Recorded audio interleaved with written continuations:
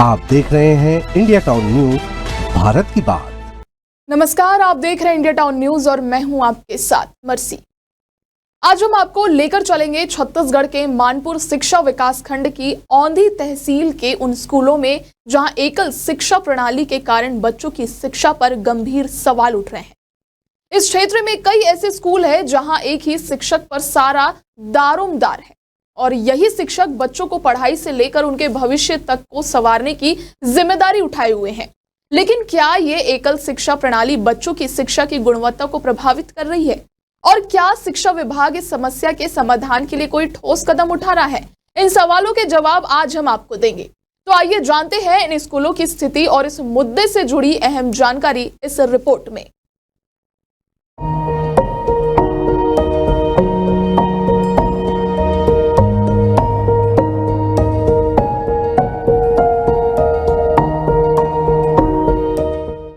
जिले के मानपुर शिक्षा विकास खंड के औंधी तहसील के अंतर्गत कई ऐसे शिक्षक विहीन स्कूल हैं जहां आज भी बच्चों का भविष्य एक ही शिक्षक के भरोसे गढ़ा जा रहा है।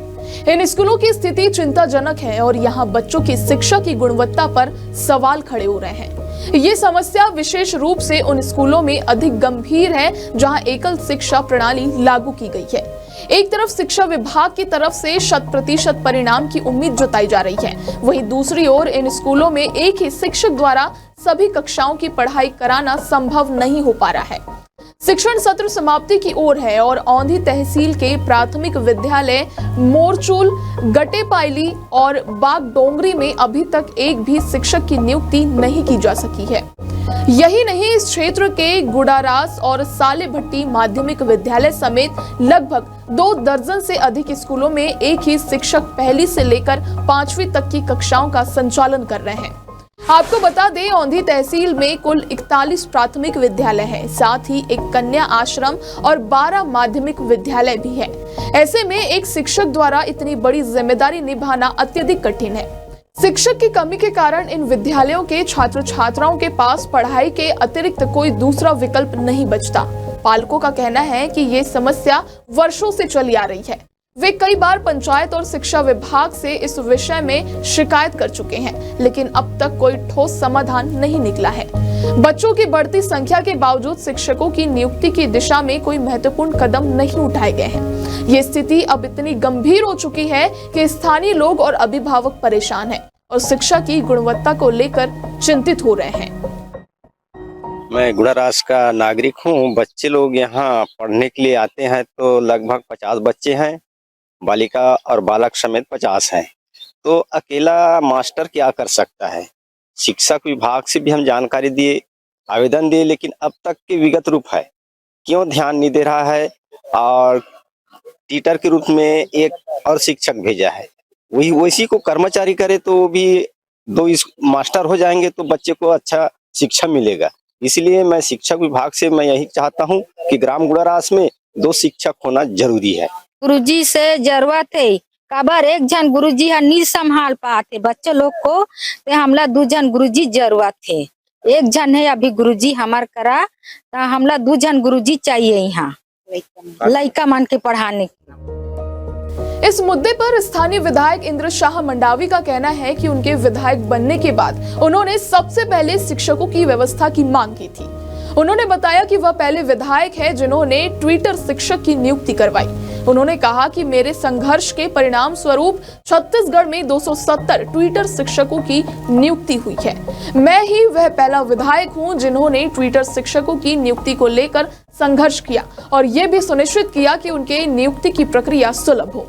विधायक ने यह भी आरोप लगाया कि भारतीय जनता पार्टी के सांसद और पदाधिकारी अपनी प्राथमिकताओं में कमीशन को अधिक अहमियत देते हैं और सीसी रोड बनाने में व्यस्त रहते हैं, लेकिन ट्विटर शिक्षकों की नियुक्ति को लेकर वे उतना गंभीर नहीं दिखते।